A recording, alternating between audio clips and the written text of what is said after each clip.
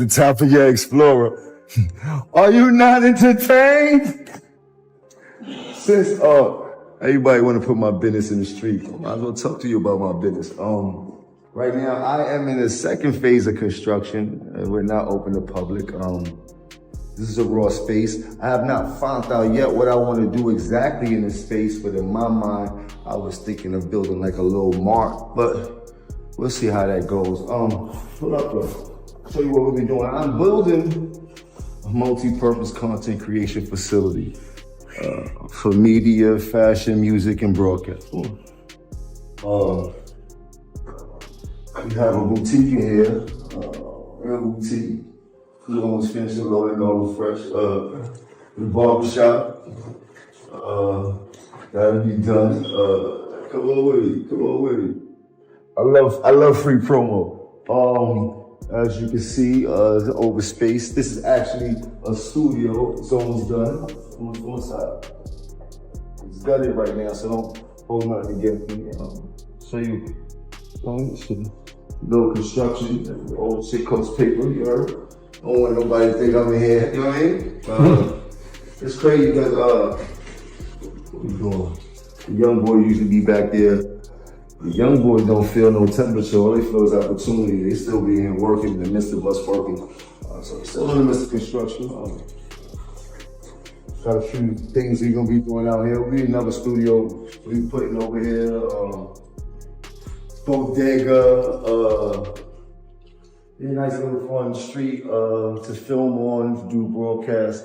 It's not even half of it. We got whole nother half to film on, but what I'm trying to say is, I've been happy to be able to invest in myself and something that I know is going to help a lot of other people. I'm not building this facility for myself. Yes, it is a business move. That's why I invested in myself. But I'm building a facility for all creators and young ones that's trying to come up to be a creative or have a creative ability that they want to know how to double down on.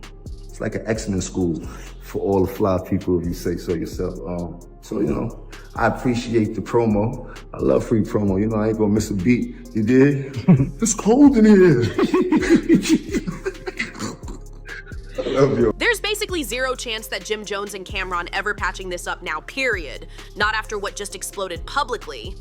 Jim went off during the No Rap Cap podcast, straight calling Cam soft, and Cam didn't hesitate even a second before clapping back with slick shots about Jim's rental situation. From there, everything went left fast with wild Instagram back and forth flying everywhere. Random names started catching heat, Freaky Zeke got dragged in, and somehow, like always, 50 Cent ends up right in the middle of the chaos. Right now, the tension feels fully charged. People are already asking how far this really goes. Are we talking non-stop online shots, or does this turn into something bigger down the line? A face-to-face moment, a celebrity boxing situation one day? One thing is clear though, this situation went full nuclear today. Jim Jones sat on No Rap Cap breaking down his issues with Camron, and the energy was anything but friendly. Jim was straight up calling Cam salt, trying to paint this picture like Cam was never really built like that. He kept pressing the idea that Cam wasn't solid, wasn't tough, and wasn't moving right. And of course, Cam responded in classic Cam fashion, extra petty, super calculated, and laser focused. He immediately brought up that whole landlord situation connected to the Let's Rap About It podcast, a story that, let's be real, 50 Cent was the one who pushed into the spotlight first. So once again, Jim ends up lighting the match himself. It's wild because Jim clearly didn't learn much from that last situation involving 50, even after trying to brush it off and move past it with his co-hosts. Now he's doing the same thing all over again. For some reason, Jim keeps name-dropping people he already has tension with, poking holes, throwing shots, and pushing wild narratives online. And every single time, it circles back hard. The internet doesn't forget. Folks immediately start dragging up something embarrassing that clearly hits a nerve. The death of them niggas to the point he didn't want to come outside. I didn't understand it because I'm from downtown. You heard? We had our own set of killers. The Rap Cap Podcast. Dame Impact in Harlem was nothing.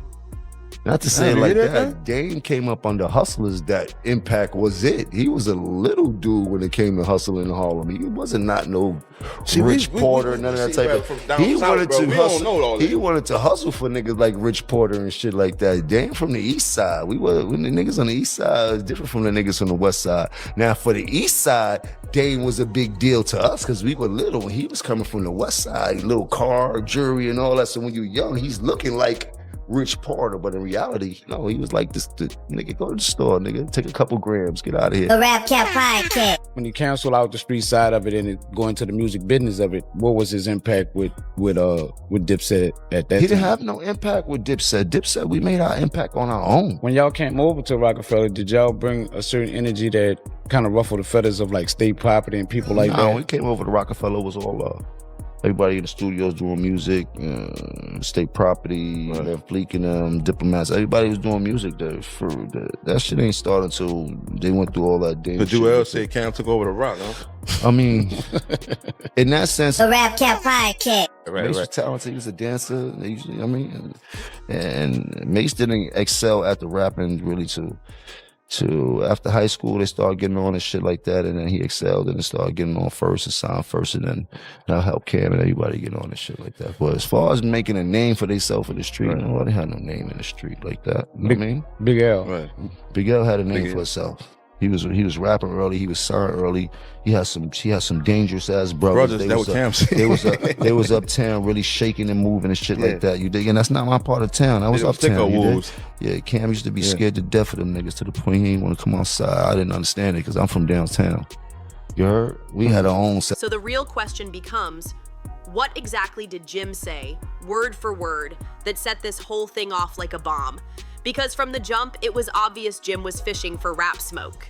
He wanted that reaction, plain and simple. There's no way you jump on that podcast thinking Cam wouldn't respond. Cam is known as one of the kings of petty, and when it comes to beef, he takes it all the way every single time. It doesn't matter who it is, even if it's Jim Jones, someone people already see as his main rival right now. Cam is always ready to spin back, hard.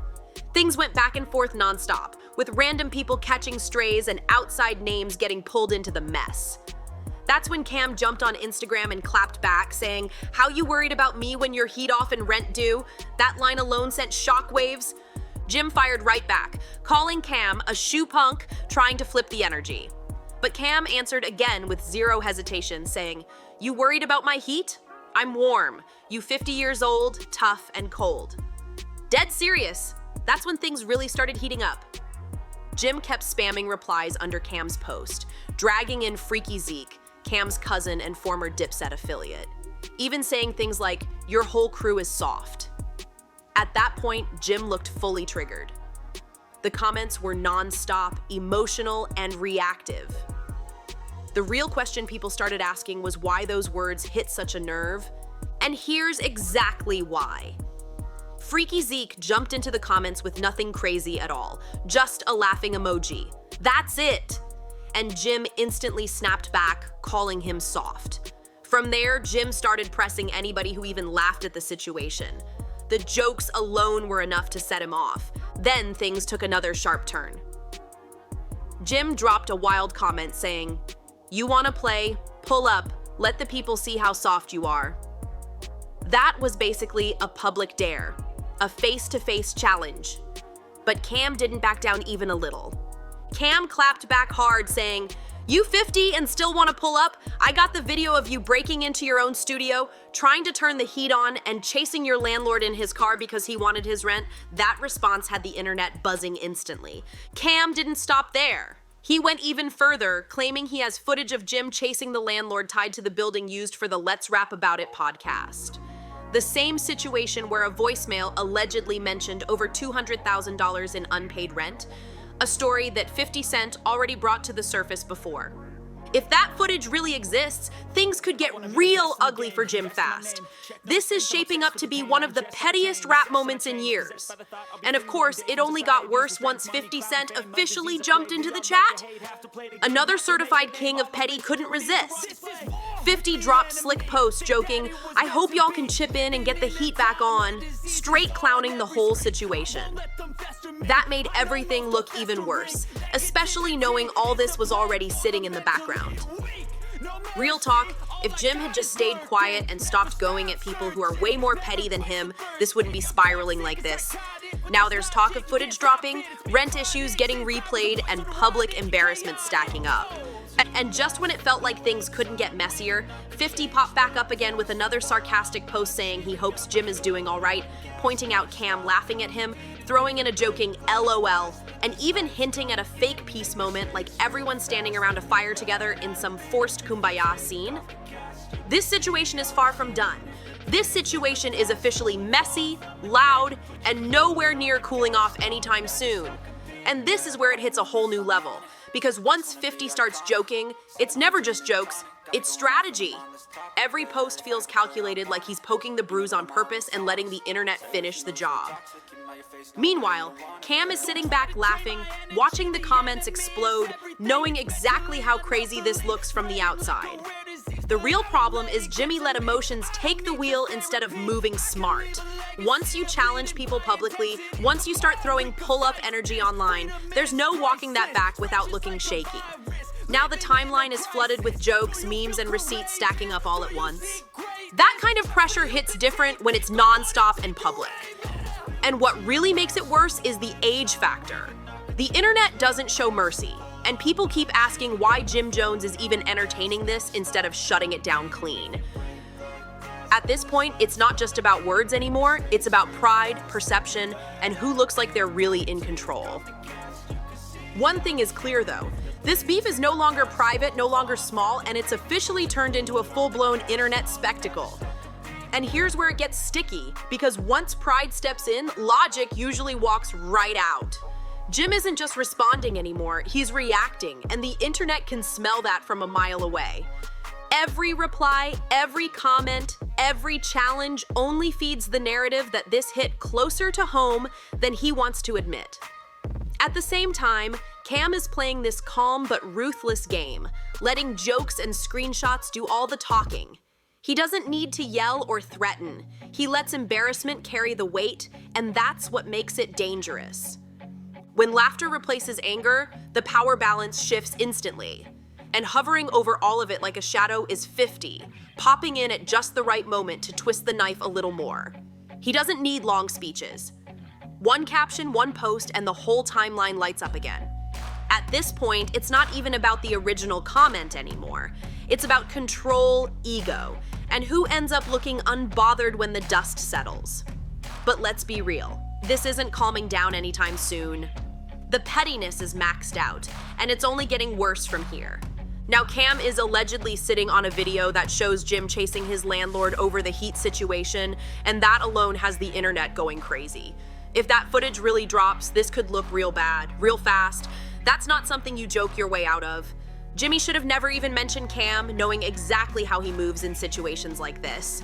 The wild part is it doesn't even seem like Jim knew he was being recorded during that whole moment, which makes everything even messier. This is one of those situations that spirals quick, and now people are asking what happens next. Does this beef keep escalating? Is there any chance of peace? Or is this just non-stop trolling from here on out? And let's be honest, with 50 still poking and joking, it feels like he's pressing buttons on purpose just to keep Jim heated. Are we about to see another freestyle? Another viral moment? Or does this turn into something nobody saw coming down the line? Either way, this story is far from over. Now I want to hear from you. Drop your thoughts in the comments and tell me where you think this beef is headed. Make sure you like this video, share it, and subscribe to DripDish to stay locked in. And most importantly, hit that HYPETHISVIDEO button. It helps the channel grow in a major way. Appreciate you rocking with us.